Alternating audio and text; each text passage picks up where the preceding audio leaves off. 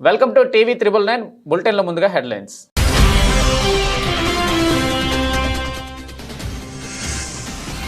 Pink power run ప్రారంభించిన మంత్రి దామోదర్ రాజనరసింహ ముఖ్య అతిథిగా హాజరై గెలిచిన వారికి మెడల్స్ పంపిణీ చేసిన సీఎం రేవంత్ రెడ్డి.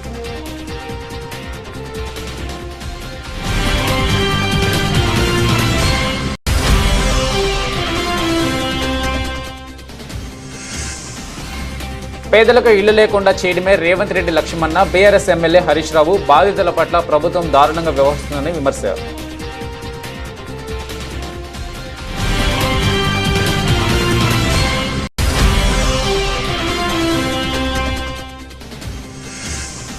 ముఖ్యమంత్రి చంద్రబాబుతో లులు గ్రూప్ చైర్మన్ ఎంఏ యూసఫ్ అలీ భేటీ. రాష్ట్రంలో పెట్టుబడులకు లులు గ్రూప్ ఆసక్తి. వైజాగ్, విజయవాడ, తిరుపతిలలో పెట్టుబడులపై చర్చ.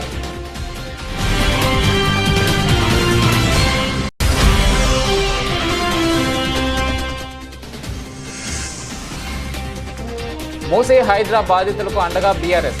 హైదర్ షా కోర్టులో ఇళ్లను పరిశీలించిన పార్టీ నేతలు.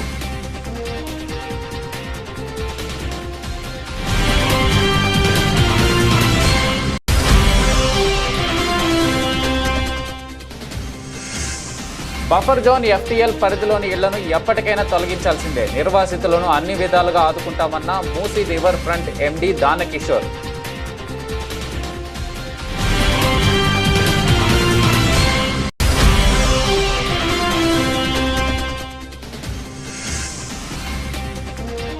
బంగ్లాదేశ్తో టీ20 సిరీస్కు జట్టు ప్రకటన. సారథ్యం వహించనున్న Suryakumar Yadav.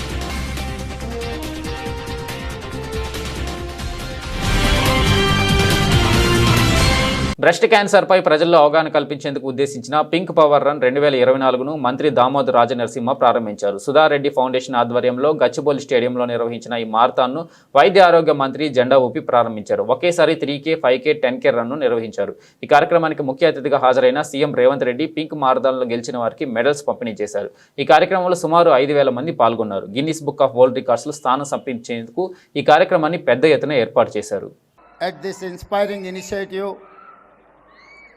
Pink Power Run. I am proud to say that Telangana is committed to improving healthcare for women. We believe that health of women is foundation to the well-being of families and communities. I congratulate all the participants here today. Your presence shows solidarity and women across the state who face health challenges. Each step you take today is a step towards a future where no woman has to face these challenges alone. Let us take this journey forward. We will continue to build more hospitals, strengthen our healthcare systems, and create a society where women's health and welfare are given utmost attention. Together, we can build a healthier, more empowered future for the women of Telangana. I would lastly like to congratulate Sudha Reddy Garu and Mega Krishna Reddy Garu and her team foundation on organizing this run. Thank you. Musi Hydraa బాధితులకు BRS party అండగా నిలిచింది. మాజీ మంత్రులు హరీష్ రావు, సబితా ఇంద్రారెడ్డి నేతృత్వంలో BRS party ఎమ్మెల్యేలు, ఎమ్మెల్సీల బృందం మూసీ పరివాహక ప్రాంతాల్లో పర్యటిస్తున్నారు. ఇందులో భాగంగా హైదర్ షా కోర్టులో మూసీ బాధితుల ఇళ్లను పరిశీలిస్తున్నారు. బాధితులకు అండగా ఉంటామని భరోసానిస్తున్నారు. పార్టీ తరపున న్యాయపరంగా పోరాటం చేస్తామని వెల్లడించారు. ప్రభుత్వానికి వ్యతిరేకంగా మూసీ బాధితులు చేస్తున్న ధర్నాకు మద్దతు తెలిపారు. అంతకుముందు బీఆర్ఎస్ ఎమ్మెల్యేలు, ఎమ్మెల్సీలు తెలంగాణ భవన్కు చేరుకున్నారు. అక్కడి నుంచి హైదర్ షా కోర్టులో క్షేత్రస్థాయి పరిశీలనకు బయలుదేరుతుండగా వారిని పోలీసులు అడ్డుకుని ప్రయత్నించారు. అయినప్పటికీ ప్రజాప్రతినిధులు మూసీ బాధితుల వద్దకు వెళ్లారు. మీ కాలనీలో ఎవరు కొత్తగా వచ్చినా కూడా ఎవరిని అనుమతించకండి. ఎలాంటి విషయం ఉన్నా పార్టీ అండగా ఉంది. పార్టీ యొక్క అనుమతి తీసుకొని, పార్టీ పెద్దల సలహాలు తీసుకొని ముందుకెళ్దాం తప్ప ఎట్టి పరిస్థితుల్లో కూడా మనం జాగాలు ఖాళీ చేసేది లేదు. ఎవడు వచ్చినా ఖబర్దారని ఈ సందర్భంగా మీకు ఒకటే thank you very much.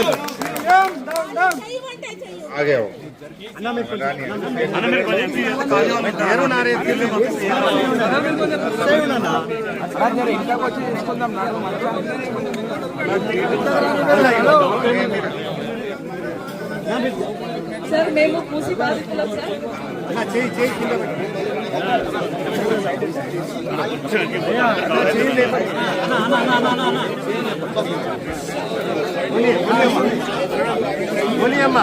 Sir మేము మూసి బాధితులం సార్. టీవీ ఆన్ చేస్తే రెడ్ లైన్ అంటారు, బ్లూ లైన్ అంటారు, మాకు ఏమి తెలియదు సార్ ఏ రెడ్ లైన్ ఏ బ్లూ లైన్ కానీ ఇక్కడ వరకు వెళ్ళిపోతుంది అని సర్వేలో చెప్తున్నారు సార్. మాకున్నది ఒక ఇల్లు సార్, మీద ఏమి ఆస్తులు లేవు. ఒక్క ఇల్లు కోసమే మేమిద్దరం కష్టపడుతున్నాము.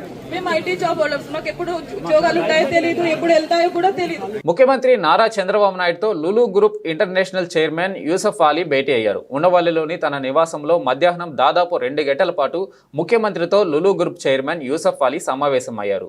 ఆయనతో పాటు వచ్చిన బృందం రాష్ట్రంలో పెట్టుబడులపై చంద్రబాబుతో చర్చించారు. విశాఖలో మాల్ మల్టీప్లెక్స్, విజయవాడ, తిరుపతిలో హైపర్ మార్కెట్ మల్టీప్లెక్స్ నిర్మించే అంశంపై చర్చలు జరిపారు. అదేవిధంగా రాష్ట్రంలో ఫుడ్ ప్రాసెసింగ్ ఇండస్ట్రీలో పెట్టుబడులు పెట్టేందుకు లులు గ్రూప్ ఆసక్తి చూపింది. గత తెలుగుదేశం ప్రభుత్వ హయాంలో విశాఖలో పెట్టుబడులకు లులు గ్రూప్ నాడు ప్రభుత్వంతో ఒప్పందం చేసుకుంది. అయితే తర్వాత వచ్చిన ప్రభుత్వ తీరు కారణంగా లులు గ్రూప్ రాష్ట్రం నుంచి వెనక్కిపోయింది. మళ్లీ చంద్రబాబు నాయుడు ముఖ్యమంత్రి కావడంతో పెట్టుబడులు పెట్టేందుకు ప్రపంచ ప్రఖ్యాత సంస్థ లులు గ్రూప్ ఆసక్తి చూపించింది. ఆ సంస్థ చైర్మన్ తన బృందంతో వచ్చి ముఖ్యమంత్రిని కలిశారు. లులు గ్రూప్ చైర్మన్తో సమావేశం సందర్భంగా పెట్టుబడులకు సంబంధించిన పలు అంశాలపై ముఖ్యమంత్రి వారితో చర్చించారు. ఈజ్ ఆఫ్ డూయింగ్ బిజినెస్ తో పాటు స్పీడ్ ఆఫ్ డూయింగ్ బిజినెస్ కు తాము సహకారం ప్రాధాన్యం ఇస్తున్నామని తెలిపారు. లులు గ్రూప్ తిరిగి ఏపీలో పెట్టుబడులు పెట్టేందుకు ఆసక్తి చూపడంపై ముఖ్యమంత్రి ఎంతో సంతోషం వ్యక్తం చేశారు. లులు గ్రూప్ వంటి సంస్థల రాకతో పారిశ్రామికవేత్తల్లో రాష్ట్రంలో పెట్టుబడులపై ఆసక్తి చర్చ జరుగుతుందని, ఇది రాష్ట్రానికి మేలు చేస్తుందని సీఎం అభిప్రాయపడ్డారు. రాష్ట్రంలో పెట్టుబడులను ప్రోత్సహించడానికి తాము తీసుకువస్తున్న నూతన పాలసీల గురించి చంద్రబాబు లులు గ్రూప్ చైర్మన్ కు వివరించారు. రాష్ట్రంలో 3 ప్రాంతాల్లో పెట్టుబడులు పెట్టేందుకు ఆసక్తి చూపినందుకు ధన్యవాదాలు తెలిపారు. లులు గ్రూప్ చైర్మన్ తో పాటు హాజరైన సంస్థ ప్రతినిధులను ముఖ్యమంత్రి ఈ సందర్భంగా సత్కరించారు. కాంగ్రెస్ ప్రభుత్వం చేసే పనులకు హస్తం గుర్తు తీసేసి బుల్డోజర్ గుర్తు పెట్టుకోవాలని బీఆర్ఎస్ ఎమ్మెల్యే హరీష్ రావు అన్నారు. కొడంగల్లో సీఎం రేవంత్ రెడ్డి కట్టుకున్న ఇల్లు కుంటలో ఉందని, ఆయన తమ్ముడి ఇల్లు FTLలో ఉందని, ముందు మీ ఇల్లు కూల్చుకొని తర్వాత పేద ప్రజల దగ్గరికి రావాలన్నారు. మీకో న్యాయం, పేద ప్రజలకు ఒక న్యాయమా అని ప్రశ్నించారు. బాధితుల పట్ల ప్రభుత్వం దారుణంగా వ్యవహరిస్తుందని విమర్శించారు. ఇచ్చిన హామీలపై కాంగ్రెస్ సర్కారు దృష్టి సారించాలని హితవు పలికారు. తెలంగాణలో ఈ బుల్డోజర్ రాజకీయాలేంటని ప్రశ్నించారు. హైదరాబాద్ హైదర్ షా కోర్టులో మూసి హైడ్రా బాధితుల ఇళ్లను ఎమ్మెల్యే హరీష్ రావు, సబితా ఇంద్రారెడ్డి నేతృత్వంలోని బీఆర్ఎస్ ఎమ్మెల్యేలు, ఎమ్మెల్సీల బృందం పరిశీలించింది. ఈ సందర్భంగా హరీష్ రావు మాట్లాడుతూ పేదలకు ఇళ్లు లేకుండా చేయడమే రేవంత్ లక్ష్యంగా ఉందన్నారు. అవసరమైతే బుల్డోజర్లకు అడ్డంగా ఉంటామని చెప్పారు. ధైర్యంగా ఉండాలని, ఆత్మవిశ్వాసం కోల్పోవద్దని బాధితులకు ధైర్యం నూరిపోశారు. ఈ ప్రభుత్వం మీ ఇల్లు ముట్టుకోకుండా తామే ఒక రక్షణ కవచంలో నిలబడతామన్నారు. బుల్డోజర్ వచ్చినా, జేసీబీ వచ్చినా ముందు మమ్మల్ని ఎత్తాలి తప్ప మీ ఇళ్లను ఎత్తనిచ్చే ప్రశ్నే లేదన్నారు. ముందుగా మీకు ఒకటే మాట, ధైర్యంగా ఉండండి. ఎవరు ఆత్మవిశ్వాసాన్ని కోల్పోదు. ఎట్టి పరిస్థితుల్లో ఈ ప్రభుత్వం మీ ఇండ్లు ముట్టుకోకుండా అవసరమైతే మేమే ఒక రక్షణ కవచంలాగా, గోడగా మేము ఎమ్మెల్యేలం అందరం వచ్చి మీకు నిలబడతాం. బుల్డోజర్ వచ్చినా, ఏ జేసీబీలు వచ్చినా ముందు మమ్మల్ని ఎత్తాలి తప్ప మీ ఇళ్లను ఎత్తనిచ్చే ప్రశ్నే లేదు. ధైర్యంగా ఉండండి. కొంతమంది చెల్లెళ్ళు కొంతమంది మాట్లాడుతూ తమ ఆవేదన వెలుబుచ్చుతా ఉన్నారు. ఎందుకంటే ఇప్పటికే ఈ హైడ్రా పుణ్యమాని 3 ఆత్మహత్య చేసుకున్నారు. 3 ప్రాణాలు పోయినాయి ఇప్పటికే. ఇంకెవరు చనిపోవద్దు దయచేసి. అలాంటి ధైర్యాన్ని కోల్పోయే పని చేయకండి. We are all with you. ఎట్టి పరిస్థితుల్లో మీది న్యాయబద్ధమైన కోరిక. ఆయన ఈ రేవంత్ రెడ్డి ఆయన ఏదో పెద్ద శుద్ధపూస లెక్క మాట్లాడుతుండు. కొడంగల్ల ఆయన కట్టుకున్న ఇల్లే చెప్పుకుంటూ ఉన్నది. రేవంత్ రెడ్డి నువ్వు కట్టుకున్న ఇల్లు రెడ్డి కుంటలో సర్వే నంబర్ 1138లో నీ ఇల్లుంది కదా. ఫస్ట్ నీ ఇల్లు కూడగొట్టు. నీ ఇల్లే రెడ్డి కుంటలు ఉన్నది. నీ తమ్ముని ఇల్లే FTL ఉన్నది. నీ తమ్మునికో రూలు, నీకో రూలు, గరీబులకు ఒక రూల్ అని నేను అడుగుతా ఉన్నా. ఇదెక్క న్యాయం? 9 నెలల నిండు గర్భిణి సరిత అనే అమ్మాయి ఇక్కడికి వచ్చి నెల రోజుల నుంచి నిద్రపోతలేనన్నా, కంటి మీద కురుకు లేదని 9 నెలల గర్భిణి మాట్లాడుతా ఉంది. నిన్న తెలంగాణ భవన్కి వచ్చి అక్కా చెల్లెలు మాట్లాడుతుంటే నా కళ్ళల్లో నీళ్లు ఆగలే, నీళ్లు కారిపోయినాయి నాకు తెలియకుండానే. నాకు అర్థమైతలేదు ఈ రేవంత్ రెడ్డిది రాతి గుండెనా ఇంకేమన్నా గుండెనా నాకైతే అర్థమైతలేదు. మీ బాధలు వింటుంటే, మీ కన్నీళ్లు చూస్తుంటే రాతి గుండె కూడా కరిగిపోతుంది. కానీ రేవంత్ రెడ్డి గుండె ఎందుకు కరుగుతలేదో నాకైతే అర్థమైతలేదు. బఫర్ జోన్ ఎఫ్టీఎల్ పరిధిలోని ఇళ్లను ఎప్పటికైనా తొలగించాల్సిందేనని Musi river front MD Danakishore అన్నారు. నిర్వాసితులను అన్ని విధాలుగా ఆదుకుంటామన్నారు. మూసీ పరివాహక ప్రాంతం నుంచి ఎవరిని బలవంతంగా పంపించడం లేదని, వారికి నచ్చజెప్పి తరలిస్తున్నట్టు చెప్పారు. హైడ్రా కమిషనర్ రంగనాథ్ ఇతర అధికారులతో కలిసి ఆయన మీడియా సమావేశం నిర్వహించారు. ఈ సందర్భంగా ఆయన మాట్లాడుతూ మూసీకి వరద వస్తే ఇబ్బంది పడింది ప్రజలే అన్నారు. 1927లో వరదల కారణంగా భారీ నష్టం జరిగిందని దానకిషోర్ వెల్లడించారు. ప్రస్తుతం హైదరాబాద్లో 1 కోటి జనాభా ఉందన్నారు. మూసీ పరివాహక ప్రాంతం మురికి కూపంగా మారిందని, దానిని మార్చాల్సిన అవసరం ఉందన్నారు. మూసీ పరిధిలోని ఎమ్మెల్యేలను తీసుకొని క్షేత్రస్థాయి పర్యటనకు వెళ్తామన్నారు. మూసీ నది పరిసరాలకు పూర్వవైభవం తీసుకొచ్చేందుకు చర్యలు చేపడుతున్నట్టు చెప్పారు. 2030 కల్లా హైదరాబాద్ ఆర్థిక వ్యవస్థ $250 బిలియన్ చేరుకుంటుందని, అందుకు అనుగుణంగా నగరాన్ని మార్చాల్సి ఉందన్నారు. ఈ నేపథ్యంలో మరి పునరావాసం కల్పించాల్సిన అవసరం లేదా? ఇప్పుడు మీకు ఇంతకుముందు చెప్పినట్టు ప్రతిసారి ఆ రివర్ బెడ్లో ఉన్న ప్రజలు ఈ ఇబ్బందులు పడుతూనే ఉండాల్సిందేనా? వాళ్ళందరూ కూడాను డబుల్ బెడ్రూమ్ల కోసం అప్లై చేసుకున్నారు. ప్రతి ఒక్కరు. నేను పోయి కలిశాను. ఒక వారం రోజుల క్రితం నేను, మినిస్టర్ పొన్నం ప్రభాకర్ గారు, తర్వాత కమిషనరు, కలెక్టర్ అందరం పోయి 2-3 స్థలాలు చూసాము. ప్రజలతో మాట్లాడాము. వాళ్ళు అక్కడ వెళ్ళేదానికి సిద్ధంగా ఉన్నారు. అక్కడ వాళ్ళు ఏం చెప్తున్నారంటే, సడన్గా మీరు మూవ్ చేస్తున్నారు సార్, బలవంతంగా తీసేస్తున్నారు, మమ్మల్ని కొట్టేస్తారని భయమేస్తుంటే, అమ్మ కొట్టాలనుకుంటే ప్రభుత్వం ఇప్పుడు మొదలు పెట్టేది. ఆ ఉద్దేశమే లేదు ప్రభుత్వానికి. మిమ్మల్ని పూర్తిగా అక్కడి నుంచి షిఫ్ట్ చేసిన తర్వాతనే ప్రతి కుటుంబాన్ని వాళ్ళ చేత అంగీకారం తీసుకొని వాళ్ళకి మంచి డబుల్ బెడ్రూమ్ ఇచ్చిన తర్వాతనే చేస్తామని చెప్పాను. ఒక ప్రశ్న అడిగాను వాళ్ళు, నేను మీరందరూ డబుల్ బెడ్రూమ్లకు అప్లై చేసుకున్నారా? అందరూ డబుల్ బెడ్రూమ్లకు అప్లై చేసుకున్నాం. ఎవరికైనా వచ్చిందా? ఇంతవరకు రాలేదు. అది ఒక లాటరీ పద్ధతిలో ఉంది. దాదాపు ఒక 60,000 ఇళ్ళు ఇవ్వడం జరిగింది. ఇంకా కొన్ని నిర్మాణంలో ఉన్నాయి. నేను మరి డబుల్ బెడ్రూమ్లు ఇస్తే వెళ్ళిపోతామని సిద్ధంగా ఉన్నామని చెప్పారు. కానీ సార్, ఇది ఎంజీపీఎస్ వద్ద మూసీలోనే మెట్రో రైలు కూడా అప్పట్లో కట్టింది. దాని పరిస్థితి ఏమంటారు? ఆ ప్రశ్న మాకు వచ్చినటువంటి నేను ఎన్జిఓలు కూడా అడిగారు. చాలా సీరియస్ ప్రశ్న. దాని గురించి ఆలోచించాల్సిన అవసరం ఉంది. తప్పనిసరిగా దాని మీద కూడా అంటే ప్రైవేట్ సంబంధించినటువంటి ప్రాపర్టీస్ ఏదైతే ఉన్నాయో ఎంక్రోచ్మెంట్స్ అన్ని తీసేస్తున్నారు కదా సార్. మరి గవర్నమెంట్ సంబంధించిన విషయంలో ఎట్లా గవర్నమెంట్ రియాక్ట్ ఎట్లా కాబోతుంది? దాన్ని పై స్థాయి చర్చలు జరుగుతుంది. ఎన్జిఓలు వచ్చినప్పుడు అడిగారు అన్న విషయం. సార్ ఇక్కడ ఉంది కదా, దీన్ని మీరు తీసేస్తారని అడిగారు. తప్పనిసరిగా చర్చించి దాని తగు రీతిలో స్పందిస్తాం దానికి. శ్రీవారి ప్రసాదంలో కల్తీ జరిగిందంటూ చంద్రబాబు చేసిన వ్యాఖ్యలు కోట్లాది మంది భక్తుల మనోభావాలను దెబ్బతీశాయని వైసీపీ ప్రధాన కార్యదర్శి సజ్జల రామకృష్ణారెడ్డి అన్నారు. కొన్ని యూట్యూబ్ ఛానల్స్ ద్వారా లడ్డూ కల్తీ జరిగిందని బలంగా ప్రచారం జరిపించారని విమర్శించారు. చంద్రబాబు చేసిన వ్యాఖ్యల నేపథ్యంలో లడ్డూ వివాదంపై టీటీడీ మాజీ chairman YCP MP YV Subba Reddy ప్రమాణం చేయడానికి సిద్ధమయ్యారని, మరోపక్క సుప్రీంకోర్టుకు వెళ్లారని చెప్పారు. మామూలుగా అయితే చంద్రబాబు చేసిన అపచార వ్యాఖ్యలు ప్రజల్లోకి వెళ్లవని అన్నారు. ఆ పాపం చంద్రబాబుదే అనే నిజం ప్రజలకు తెలియాలన్నారు. అయోధ్య రామాలయం వారు కూడా టీటీడీ విధానం నచ్చి ఇక్కడకు నుండి లడ్డూలు తీసుకోవడానికి ముందుకు వచ్చారని తెలిపారు. కల్తీ లేకుండా ప్రసాదాలు, భోజనాలు అందించిన చరిత్ర టీటీడీకి ఉందని, ఇప్పుడు ఆ నమ్మకాన్ని చంద్రబాబు పోగొట్టే ప్రయత్నం చేశాడని విమర్శించారు. షోకాజ్ నోటీసులో జంతువుల కొవ్వుకు సంబంధించిన అంశమే లేదని అన్నారు. జంతువుల కొవ్వు ఉన్నట్లు ఏ రిపోర్టులను చూపించడం లేదని అన్నారు. ముఖ్యమంత్రి జంతువుల కొవ్వు ఉందని ప్రస్తావించినా కూడా నోటీసులో ఎందుకు చేర్చలేదని సజ్జల ప్రశ్నించారు. చంద్రబాబు ఘోరమైన అబద్ధం ఆడారని విమర్శించారు. యానిమల్ ఫ్యాట్ అని చెప్పినా రిపోర్టులు ఎందుకు లేదని ప్రజలందరూ అడగాలన్నారు. బుడమేరు వరదలపై చర్చను డైవర్ట్ చేసి లడ్డూ వివాదం వైపు మళ్లించారని సజ్జల మండిపడ్డారు. డిక్లరేషన్పై టీటీడీ వారు మాట్లాడాలి కానీ ప్రభుత్వం ఎందుకు మాట్లాడుతుందని ప్రశ్నించారు. 10 రోజులైనా ఇంకా 10 ఏళ్ళైనా చంద్రబాబు నాయుడు గారు ఏదైతే కామెంట్ చేశారో, వ్యాఖ్య చేశారో, దుర్మార్గపు వ్యాఖ్య, ఘోరమైన అపచారం ఏదైతే చేశారో, ఆ వ్యాఖ్య తాలూకు ఎఫెక్ట్, ప్రభావం అయితే అంత సులభంగా పోదు. దాన్ని మళ్ళీ భక్తుల్లో ఆ విశ్వాసం పాదుగొల్పాల్సింది. నిజంగా ఇంతవరకు ఏమీ జరగని దాన్ని జరిగినట్టుగా ఒక ఘోరమైన అబద్ధం ఆడేసి పైగా రిపీటెడ్గా ఆయన మాట్లాడడం అనేది ఎంత దారుణమో అందరికీ తెలియాల్సింది. అలాగే ఆయన చేసిన వ్యాఖ్య, ఆ పాపం చేసింది చంద్రబాబు నాయుడు అనే విషయం కూడా ప్రపంచమంతా తెలియాల్సింది. పేదవాళ్లను చిన్నవాళ్లను బాధ పెట్టే ఉద్దేశం హైడ్రాకు లేదు. హైడ్రాను బూచిగా చూపుతున్నారు. హైడ్రా ఒక భరోసా, బాధ్యత అని హైడ్రా కమిషనర్ ఏవి రంగనాథ్ స్పష్టం చేశారు. కూల్చివేతల్లో ఉన్న వారంతా పేదలు కాదని, ఆక్రమణలకు పాల్పడిన వారే ఉన్నారని చెప్పారు. చెరువులో ఇళ్లు కట్టుకోవడం ఎవరికీ హక్కు కాదని, అర్హతలు లేని వారు పర్మిషన్లు ఇస్తే ఎలా చెల్లుతాయని ప్రశ్నించారు. అక్రమ కట్టడాలను మాత్రమే హైడ్రా కూల్చివేస్తుందని, జీహెచ్ఎంసీ, హెచ్ఎండిఏ, పంచాయతీ అనుమతులు ఉన్న వాటిని కూల్చడం లేదని, ప్రజలు నివాసం ఉండే ఇళ్లను కూడా కూల్చడం లేదని తెలిపారు. కూల్చివేతలకు సంబంధించి ముందే సమాచారం ఇస్తున్నామని, ఒకవేళ ఖాళీ చేయకుంటే మరింత సమయం ఇస్తున్నామని చెప్పారు. సచివాలయంలో శనివారం నిర్వహించిన మీడియా సమావేశంలో ఆయన మాట్లాడుతూ హైడ్రాకు సంబంధించిన పలు విషయాలను వివరించారు. హైడ్రాపై జరుగుతున్న ప్రచారాన్ని ఖండించారు. ఇళ్లు స్థలాలు కొనుగోలు చేసేటప్పుడు ప్రజలు కనీసం ఎంక్వైరీ చేయడం లేదని, రుణాలు ఇచ్చే ముందు బ్యాంకులు కూడా విధులు సరిగ్గా నిర్వర్తించడం లేదని అన్నారు.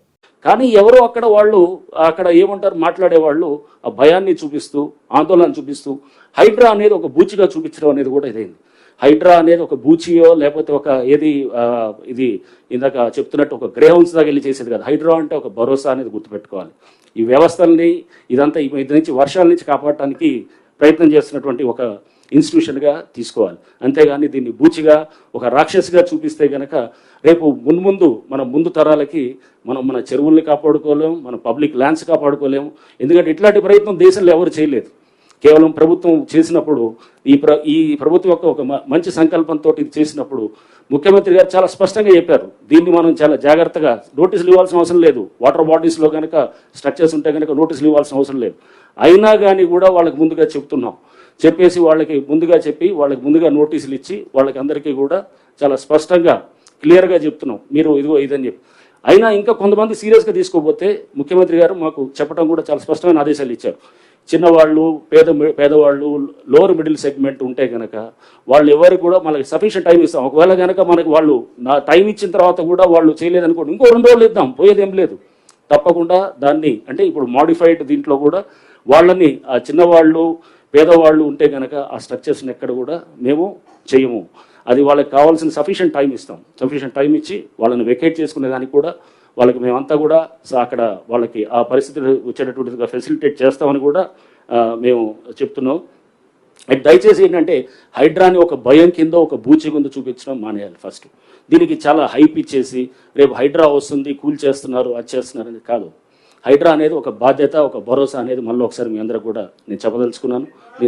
ఆ పర్మిషన్స్ ఉన్నాయని వాళ్ళు అనుకుంటున్నారు. ఆ పర్మిషన్స్ క్యాన్సిల్ అయ్యి సంవత్సరాలు అయిపోయి అది ఆల్రెడీ కేసులు అవుతున్నాయి, సస్పెన్షన్లు అయినారు, కేసులు అయిపోయినాయి, రిజిస్ట్రేషన్ కూడా ఆపిచ్చారు. ఎవరిని తప్పట్టాలి? ఆ బిల్డర్ని తప్పట్టాలి. ఆ బిల్డర్ని పట్టుకొని అడగాల్సింది పోయి, లేకపోతే డ్యూ డెలిజెన్స్ చేయకుండా మీరు కొలగొడుతున్నారంటే కనుక అసలు పర్మిషన్ లేని స్ట్రక్చర్ అది. రెండోది నేను ఇప్పుడు చెప్పేది అదే. ఇప్పుడు మీ అందరికీ పర్మిషన్ ఒకటి, ఇప్పుడు సర్పంచ్ తోటి గండిపేటలో సర్పంచ్ ఇచ్చారు పర్మిషన్. సర్పంచ్ అసలు పర్మిషన్స్ ఇవ్వచ్చా? లేదు కదా. పంచాయత్ సెక్రటరీ ఇవ్వాలి. అది కూడా ఇప్పుడు యాంటీ డేట్ తోటి 2009 కన్నా ముందు డేట్స్ తోటి ఇచ్చుకొని ఇది ఏ కాగితం అంటే ఆ కాగితం పర్మిషన్ అవుతుందా? అట్లాంటిది ఇది invalid, illegal permission is no permission. రెండోది అసలు మీరు సమయం ఇవ్వట్లేదు, నోటీసులు ఇస్తున్నారు. మీకు చెప్తుంది ఇప్పుడు మీకు చెప్తున్న ఎగ్జాంపుల్ ఉదంతాలన్నిటి కూడా వాళ్ళకి చెప్పినప్పుడు కమ్యూనికేషన్ గ్యాప్, కొన్ని సందర్భంలో కమ్యూనికేషన్ గ్యాప్ ఏదైతే ఉన్నదో దాన్నే మీకు చెప్తున్నాను. అది కింద వాళ్ళకి చేర్చడంలో వాళ్ళు ఎవరు ల్యాండ్ ఓనర్స్కి ఇచ్చాం. ల్యాండ్ ఓనర్స్కి ఇచ్చినప్పుడు ఆ బిల్డింగ్ స్ట్రక్చర్ ఉన్న వాళ్ళకి కమ్యూనికేషన్ వాళ్ళు చేయలేదు. కొంతమంది చేసిన వాళ్ళేమో తీసుకున్నారు ముందే, చేయని వాళ్ళేమో చేయట్లేదు. అండ్ ఎట్లానే ఇది అంటే నేను అనేది ఈ గ్యాప్ దాన్ని ఉంటుందని ఇంకా ముందు కూడా, ఎందుకంటే పేదవాళ్ళకి లేకపోతే దిగువ మధ్య తరగతి వాళ్ళకి ఇబ్బంది చేయాలనేది హైడ్రా కానీ ప్రభుత్వం యొక్క అభిమతం కాదు. రాష్ట్ర బీసీ ఈడబ్ల్యూఎస్ సంక్షేమ చేనేత మరియు జౌళి శాఖ మంత్రి ఎస్ సవిత విజయవాడ చేనేతలకు ఆర్థిక భరోసా కల్పించేలా రాష్ట్ర వ్యాప్తంగా ఎగ్జిబిషన్లు, హ్యాండ్లూమ్ బజార్లు ఏర్పాటు చేయనున్నట్లు రాష్ట్ర బీసీ ఈడబ్ల్యూఎస్ సంక్షేమ చేనేత మరియు జౌళి శాఖ మంత్రి ఎస్ సవిత తెలిపారు. విజయవాడ నగరంలోని పీవీపీ స్క్వేర్ మాల్లో ఏర్పాటు చేసిన హ్యాండ్లూమ్ బజార్ను శనివారం ఆమె జ్యోతి వెలిగించి ప్రారంభించారు. ఈ సందర్భంగా నిర్వహించిన విలేకరుల సమావేశంలో మంత్రి మాట్లాడుతూ చేనేత కార్మికులకు పరిశ్రమ అభివృద్ధి సీఎం చంద్రబాబు నాయుడు అధిక ప్రాధాన్యమిస్తున్నారు. ప్రస్తుత మార్పులకు అనుగుణంగా ట్రెండ్కు తగ్గట్టుగా చేనేత దుస్తుల తయారీలో డిజైన్లను క్రాఫ్ట్ కౌన్సిల్ ఆఫ్ ఏపీ ఆధ్వర్యంలో నూతన డిజైన్లు రూపొందిస్తున్నామన్నారు. ఈ డిజైన్లను చేనేత వస్త్రాల తయారీలో వినియోగించేలా రైతన్నలకు శిక్షణ ఇస్తున్నామన్నారు. చేనేత వస్త్రాల తయారీలో న్యాచురల్ కలర్స్ వినియోగంపై ప్రత్యేక శిక్షణ కార్యక్రమాలు నిర్వహిస్తున్నామన్నారు. కేవలం డిజైన్లు రూపొందించడమే కాకుండా నేతన్నలు తయారు చేసే వస్త్రాలకు మార్కెటింగ్ సదుపాయం కూడా చంద్రబాబు ప్రభుత్వం కల్పిస్తుందన్నారు. అంతిమంగా చేనేతలకు మేలు చేయాలన్నదే సీఎం చంద్రబాబు నాయుడు ప్రధాన లక్ష్యం అన్నారు. ఈరోజు పీవీపీ మాల్లో హ్యాండ్లూమ్స్ బజార్ ఏర్పాటు చేశారు. వారికి కూడా ప్రత్యేకమైన ధన్యవాదాలు కూడా మేము తెలియజేస్తున్నాం. గత 6 సంవత్సరాలుగా ఈ మాల్ వాళ్ళు కూడా ఉచితంగా ఇవ్వటం, ఈరోజు మొదలుపెట్టి గాంధీ జయంతి వరకు హ్యాండ్లూమ్స్ బజార్ ఇక్కడ స్టార్ట్ అవుతుంది. మేము తెలియజేసేది ఒకటే, ప్రజలందరికీ నేను తెలియజేసేది ఒకటే, దయచేసి చేనేతలను కాపాడండి. అందరూ చేనేత వస్త్రాలు వారానికి ఒక్కరోజైనా ధరించవలసిందిగా కూడా కోరుకుంటున్నాం. అదేవిధంగా ఆరోగ్యానికి కూడా చాలా మంచిదన్న విషయాన్ని కూడా మీకు తెలియజేస్తున్నాం. ముఖ్యమంత్రి చంద్రబాబు నాయుడు గారు కూడా గత 100 రోజుల్లో చేనేతలకు పెద్దపీట వేయాలి, గత పూర్వ వైభవం తీసుకురావాలనే ఆలోచనలోనే మమ్మల్ని కూడా దశాదిశ నిర్దేశించారు. ఏదైతే చేనేతలు తయారు చేసిన వస్తువులు ఏ విధంగా మార్కెటింగ్ తీసుకెళ్ళాలి, ఈరోజు ట్రెండ్ ప్రకారం వాళ్ళకి శిక్షణా తరగతులు ఇచ్చి, ఎక్కడైతే ఈ మోడర్న్ విధానాన్ని మేము కూడా శిక్షణా తరగతులు ఇచ్చి వాళ్ళను ఉత్పత్తి తయారు చేసి అది సెల్లర్స్ బయర్స్ మీటింగ్ కూడా దగ్గరలో పెట్టబోతున్నాం అనే విషయాన్ని కూడా తెలియజేస్తున్నాం. గతంలో కూడా చంద్రబాబు నాయుడు గారే స్వయాన హ్యాండ్లూమ్స్ డేకి చంద్రబాబు నాయుడు గారే వచ్చి హ్యాండ్లూమ్స్ ఎగ్జిబిషన్ కూడా ఓపెన్ చేశారు. స్వయాన ఆ రోజు గతంలో 5 సంవత్సరాల్లో ఎగ్జిబిషన్ పెడితే 20,000 జరిగేది. మళ్ళీ రోజు చంద్రబాబు నాయుడు గారు ఓపెన్ చేసిన ఎగ్జిబిషన్స్లో 3 కోట్ల దాకా కూడా టర్న్ అవ్వలేదు. చేనేతలందరికీ ధైర్యం, చంద్రబాబు నాయుడు గారు వచ్చారు, చేనేతలకు అండగా ఉంటారు. వాళ్ళు తయారు చేసిన వస్తువులను కూడా మేము అనేక చోట్ల ఎగ్జిబిషన్స్ కూడా పెట్టి మార్కెటింగ్ కూడా చేయబోతున్నాం అనే విషయాన్ని కూడా మీకు తెలియజేస్తున్నాం. కాంగ్రెస్ ప్రభుత్వం హైడ్రా పేరుతో విధ్వంసం సృష్టిస్తుందని మాజీ మంత్రి సూర్యాపేట ఎమ్మెల్యే జగదీశ్వర్ రెడ్డి మండిపడ్డారు. సూర్యాపేట జిల్లా కేంద్రంలోని సద్దుల చెరువు సమీపంలో గల 30, 42, 43 వార్డుల్లో శనివారం ఆయన పర్యటించారు. గత 4 రోజులుగా కూల్చివేతల కలకలంతో నిద్రలేని రాత్రులు గడుపుతున్న కుటుంబాలకు ధైర్యం చెప్పారు. అనంతరం ఆయన మీడియాతో మాట్లాడుతూ సోయిలేని ప్రభుత్వం, బాధ్యత లేని ముఖ్యమంత్రి, అర్థం పద్ధం లేని మంత్రుల పనులతో లక్షలాది మంది ప్రజలు ఇబ్బంది పడుతున్నారన్నారు. పోలీసులను అడ్డం పెట్టుకుని ప్రభుత్వం కూల్చివేతలకు పాల్పడడం ఆశ్చర్యంగా ఉందన్నారు. చెరువుల కుంటలను రక్షించాలని, నీళ్లను సంరక్షించాలని, అయితే అదే సమయంలో ప్రభుత్వానికి ప్రజలపై బాధ్యత కూడా ఉండాలని సూచించారు. ఈ 70 ఏళ్ల కాలంలో ఎక్కడ చెరువులు, నీటి కుంటలు, నాలాలకు బఫర్ జోన్లు నిర్ణయించి బోర్డులు పెట్టలేదని అన్నారు. సూర్యాపేట సద్దుల చెరువు కింద ప్రాంతం ఎట్టి పరిస్థితుల్లోనూ FTL కాదని, తొందరపాటు నిర్ణయం తీసుకుంటే ప్రభుత్వం తీవ్ర ఇబ్బందులు ఎదుర్కోవాల్సి వస్తుందని కలెక్టర్ను కలిసి చెప్పనున్నట్టు తెలిపారు. ఇది ఎవడు బుర్రనోడు ఎవడు చేయడు. ఇవాళ ఇప్పుడు ఇన్ని ఇండ్లు కూలగొడితే 1000 కోట్ల ఆస్తి నష్టమవుతుంది. ప్రజల ఆస్తి, ప్రజలు కష్టపడి వాళ్ళ రక్తం, వాళ్ళ చెమటను ఓడ్చి రూపాయి కూడబెట్టుకుని కట్టుకున్నారు. ఎవరికైనా గింతంత గూడు ఉండాలని కోరిక, అదొక ధైర్యం. ఇల్లు అనేది ఒక ధైర్యం ఒక మనిషికి, కుటుంబానికి. అటువంటిది కొంతకాలం గుడిసెలలో ఉండి రోజు కష్టపడి 2 భార్యాభర్తలు తిప్పలబడి 100-200 మిగిలించుకొని నెమ్మదిగా చేసుకుని కట్టుకున్న ఇల్లు. ఒకటే రాడే మగళలు కట్టలే, ఒకటింత కట్టుకొని పెద్దగా చేసుకున్నారు. పిల్లలు పెరుగుతుంటే అట్లా చేసుకున్నారు. ఇటువంటి ఇళ్లను మేము కూలగొడతాం. ఇప్పటి ప్రభుత్వానికి ఏది కొత్తది కట్టేయడం చేత కట్టలేదు. కేసీఆర్ కట్టించిండు, మేము కూలగొట్టాలి. కేసీఆర్ పని చేసి కాబట్టి మేము పని చేయాలనుకుంటున్నాం. కూలగొట్టి పేరు తెచ్చుకుంటాం అనుకుంటున్నారు మూర్తిని. అది జరగదు ఎట్టి పరిస్థితుల్లో. ఒక్కటే గుర్తుపెట్టుకోండి, మీరు ఇప్పుడు నిన్న మొన్న ఎట్లయితే ఐక్యంగా నిలబడి ఉన్నారో అదే ఐక్యంగా ఉండండి. నేను కూడా మేంబటే ఉంటా. ప్రాణం పోయినా ఇల్లు కూడా ఇచ్చేది లేదు. ఎవరైనా ప్రభుత్వాన్ని నమ్మాలి కదా, ప్రభుత్వాన్ని నమ్ముతాం కదా. రిజిస్ట్రేషన్ అయిందంటేనే మనకు నమ్మకం. అమ్మ రిజిస్ట్రేషన్ ఏంటంటే మాకు ముద్ర పడ్డది, గవర్నమెంట్ మాకు రక్షణ ఇస్తుంది అని అనుకుంటాం. ఎవరైనా గవర్నమెంట్ రిజిస్ట్రేషన్ శాఖ రిజిస్ట్రేషన్ చేసే మున్సిపాలిటీ వాళ్ళు రోడ్లు వేసిరి, పర్మిషన్లు ఇచ్చిరి, కరెంట్ వేసిరి, నల్లాలు ఇచ్చిరి. ఈ అన్నింటిని నమ్మి బ్యాంక్ కూడా లోన్ ఇవ్వబట్టే అందించిన తర్వాత కూడా ఇక మనిషి నమ్మకపోతే ఎట్లుంటది. ఇంకోటి మొదటి నుంచి ఉన్నోళ్ళు కాదు, కొనుక్కున్న వాళ్ళు ఉన్నారు మధ్యలో వచ్చి కూడా. ఏ రోజు నీళ్ళు వస్తుంది రాలేదు సార్, గవర్నమెంట్ నమ్మే కదా.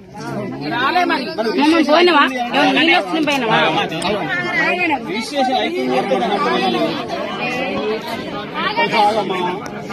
అవుతుంది అని అంటే దాని అర్థం అన్ని మంచిగా ఉంటే రిజిస్ట్రేషన్ అయితే అనుకుంటాం మనం. అన్ని లెక్కకుంటేనే రిజిస్ట్రేషన్ అవుతుంది. ఇది గవర్నమెంట్ చేసే రిజిస్ట్రేషన్ కాబట్టి నమ్ముతాం ఎవరైనా. ఏదైనా ఒక కాడ దమ్ముకున్న రిజిస్ట్రేషన్ కూడా మోసమే చేసిండు అనుకుంటే మున్సిపాలిటీ నీళ్ళు ఇచ్చే రోడ్లు ఇచ్చే అన్ని ఇచ్చే కాబట్టి ఇంత ప్రభుత్వమే నమ్మించి అన్ని రకాలుగా ఈడ ఒకరొకరు 50 ఏళ్ళు 60 ఏళ్ళు నుంచి ఉన్నారు. ఇంత చిన్న చిన్న గుడిసెల కాడ నుంచి ఇప్పటిదాకా. వస్త్ర ప్రపంచంలో తనదైన ముద్ర వేసిన చెన్నై షాపింగ్ మాల్ నూతన షోరూం విజయవాడ బందర్ రోడ్లో ప్రముఖ హీరోయిన్ శ్రీలీల చేతుల మీదుగా లాంఛనంగా ప్రారంభమైంది. చెన్నై షాపింగ్ మాల్ ప్రత్యేకమైన అధునాతన కలెక్షన్తో ఆకట్టుకుందని ప్రతి ఒక్కరూ సందర్శించాలని ఆమె ఆకాంక్షించారు. విజయవాడ బందర్ రోడ్లో చెన్నై షాపింగ్ మాల్ నూతన షోరూంని హీరోయిన్ శ్రీలీల లాంఛనంగా ప్రారంభించారు. ముందుగా మంత్రి పార్థసారథి, ఎమ్మెల్యే గద్దె రామ్మోహన్ రావులు నూతన షోరూంను సందర్శించారు. ఈ సందర్భంగా హీరోయిన్ శ్రీలీల మాట్లాడుతూ చెన్నై షాపింగ్ మాల్ తన చేతుల మీదుగా ప్రారంభోత్సవం చేయడం చాలా సంతోషంగా ఉందన్నారు. విజయవాడలో చాలా షోరూంలు ప్రారంభించానని చెప్పారు. కానీ చెన్నై షాపింగ్ మాల్ ప్రత్యేకత వేరని, వీరి వద్ద శారీస్ కలెక్షన్ చాలా బాగుంటాయన్నారు. మా అమ్మకి పట్టు చీరలు అంటే చాలా ఇష్టమని, అందుకే తాను కూడా పట్టు చీరలు కట్టుకుంటానని చెప్పారు. లైట్ వెయిట్ ఉన్న పట్టు చీరలు అంటే చాలా ఇష్టమని, సందర్భానుసారంగా డ్రెస్సింగ్ స్టైల్ ఉంటుందన్నారు. రవితేజతో తన కొత్త సినిమా ప్రారంభం కానుందని, తమిళం, కన్నడ భాషలో కూడా నటించనున్నానని అన్నారు. తదనంతరం మంత్రి పార్థసారథి, ఎమ్మెల్యే గద్దె రామ్మోహన్ రావు మాట్లాడుతూ విజయవాడలో చెన్నై షాపింగ్ మాల్ ప్రారంభించడం చాలా సంతోషంగా ఉందని, జనార్దన్ రెడ్డి గతంలో తెలుగుదేశం పార్టీలో పనిచేశారని గుర్తు చేశారు. ఎమ్మెల్యేగా కూడా 2 సార్లు గెలిచారని చెప్పారు. జనార్దన్ రెడ్డి ఈరోజు చెన్నై షాపింగ్ మాల్ నూతన షోరూం విజయవాడలో ప్రారంభించడం సంతోషంగా ఉందన్నారు. చంద్రబాబు నాయుడు అధికారంలోకి వచ్చాక అన్ని శుభ పరిణామాలే అన్నారు. ఇలాంటి షోరూంలు పెట్టడం వల్ల యువతకు ఉపాధి అవకాశాలు దొరుకుతాయన్నారు. సుమారుగా చెన్నై షాపింగ్ మాల్లో 500 పైగా వర్కర్లు పనిచేస్తున్నారని, ఇలాంటి షోరూంలు ఉంటే యువతకు ఉద్యోగాలకి కొరత ఉండదన్నారు. అనంతరం చెన్నై షాపింగ్ మాల్ అధినేత జనార్దన్ రెడ్డి మాట్లాడుతూ ఇప్పటి వరకు రాష్ట్ర వ్యాప్తంగా 19 షాపింగ్ మాల్ ప్రారంభించామని, కస్టమర్ టెస్ట్కు అనుగుణంగా వస్త్రాలను దగ్గరుండి నేయిస్తున్నామని అన్నారు. 99 రూపాయల నుండి 3 లక్షల రూపాయల వరకు చెన్నై షాపింగ్ మాల్లో ప్రతి ఒక్కరూ షాపింగ్ చేసే విధంగా రేట్లు అందుబాటులో ఉంటాయన్నారు. చేనేత కార్మికులకు మా ద్వారా పని కూడా కల్పిస్తున్నామని, కంచి, ధర్మవరం, బెనారస్, ఉప్పాడ వివిధ రకాలైన పట్టు వస్త్రాలు అన్ని సరసమైన ధరలో లభిస్తాయన్నారు. ప్రతి ఒక్కరూ చెన్నై షాపింగ్ మాల్లో సందర్శించాలని విజ్ఞప్తి చేశారు. చాలా చాలా సంతోషంగా ఉంది విజయవాడకి రావడం. అండ్ మొన్న ఉన్న సిచ్యువేషన్స్ తర్వాత, కోలుకున్న తర్వాత, ఐ థింక్ ఇప్పుడు we're seeing the entire weather come back to normal. So అందరికీ, సఫర్ అయిన వాళ్ళందరికీ first of all reaching out to all of them and giving them all of our love. And ఇప్పుడు so అందుకే విజయవాడలో జరుగుతున్న అన్న వెంటనే అమ్మైనా నేనైనా మేము చాలా హ్యాపీ ఫీల్ అయ్యాం. Okay, situations are better now అని. సో ఆ టైంలో హెల్ప్ చేసిన వాళ్ళందరికీ, అలాగే ఇనిషియేటివ్స్ తీసుకున్న వాళ్ళందరికీ I'm reaching out saying thank you. And Chennai shopping mall 19వ స్టోర్ ఓపెన్ చేస్తున్నారు. అండ్ ఇంకో నెక్స్ట్ 6 స్టోర్స్ కూడా నేనే ఓపెన్ చేస్తున్నాను. So I'm very very happy their growth. And especially I think saris collections అయినా ఇప్పుడే ఆల్మోస్ట్ ఒక 10 సారీస్ వేసారు నా మీద. సో మీరు చూస్తుంటారు, very very beautiful. So Vijayawada అన్న వెంటనే, ఆంధ్ర అన్న వెంటనే మనకి ఆబ్వియస్లీ చీరలు, పండగలు, ఇప్పుడు దీపావళి వస్తుంది, ఫెస్టివల్స్ వస్తున్నాయి, వెడ్డింగ్ సీజన్ అయ్యింది. కాబట్టి ఆడవాళ్ళకి ఎప్పుడు చాలా ఇంపార్టెంట్. కాబట్టి అందరూ వచ్చి షాపింగ్ చేయండి. And do check the store out, it's very very beautiful. So thank you so much. బంగ్లాదేశ్తో జరగనున్న 3 మ్యాచ్ల టీ20 సిరీస్కు భారత జట్టును బీసీసీఐ శనివారం రాత్రి ప్రకటించింది. 15 మంది సభ్యులతో ప్రకటించిన జట్టుకు స్టార్ బ్యాటర్ సూర్యకుమార్ యాదవ్ కెప్టెన్గా వ్యవహరించనున్నాడు. జట్టులో హార్దిక్ పాండ్యాకు కూడా చోటు దక్కింది. ఇక గత ఐపీఎల్ సీజన్లో సంచలన ప్రదర్శన చేసిన యువ ఆటగాడు మయాంక్ యాదవ్కు తొలిసారి జట్టులో అవకాశం లభించింది. క్రమం తప్పకుండా గంటకు 150 కిలోమీటర్ల వేగంతో బంతులు విసిరి ప్రత్యర్థి బ్యాటర్లను ఇబ్బంది పెట్టిన ఈ పేసర్కు సెలెక్టర్లు తొలిసారి అవకాశం కల్పించారు. ఇక టీ20 వరల్డ్ కప్ 2021లో చివరిసారిగా భారత జట్టుకు ఆడిన వరుణ్ చక్రవర్తి కూడా తిరిగి జట్టులోకి వచ్చాడు. భారత్ తరపున ఆడని కొత్త ఆటగాళ్లు కొందరు ఉన్నారు. మయాంక్ యాదవ్తో పాటు హర్షిత్ రాణా, నితీష్ కుమార్ రెడ్డి జట్టులో ఉన్నారు. బంగ్లాదేశ్తో ప్రస్తుతం టెస్ట్ సిరీస్ ఆడుతున్న ఆటగాళ్లలో ఒక్కరికి కూడా టీ20లో చోటు దక్కలేదు. బులెటిన్ ముగించే ముందు హెడ్లైన్స్ మరోసారి.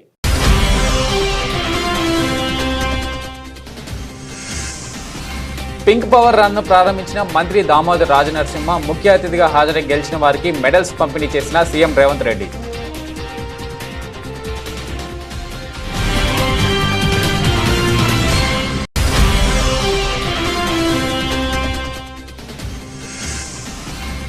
పేదలకు ఇళ్లు లేకుండా చేయడమే రేవంత్ రెడ్డి లక్ష్యమన్న బీఆర్ఎస్ ఎమ్మెల్యే హరీష్ రావు. బాధితుల పట్ల ప్రభుత్వం దారుణంగా వ్యవహరిస్తుందని విమర్శ.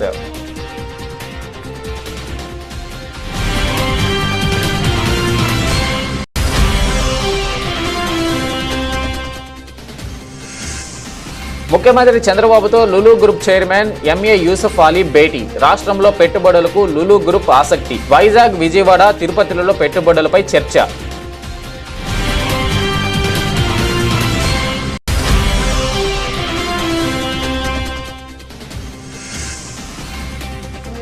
మూసీ హైడ్రా బాధితులకు అండగా బీఆర్ఎస్. హైదర్ షా కోర్టులో ఇళ్లను పరిశీలించిన పార్టీ నేతలు.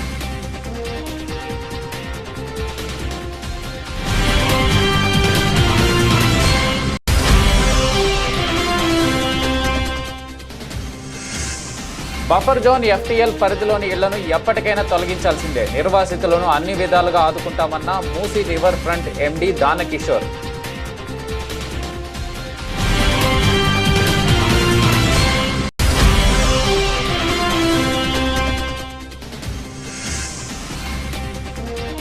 బంగ్లాదేశ్తో టీ20 సిరీస్కు జట్టు ప్రకటన. సారథ్యం వహించనున్న సూర్యకుమార్ యాదవ్.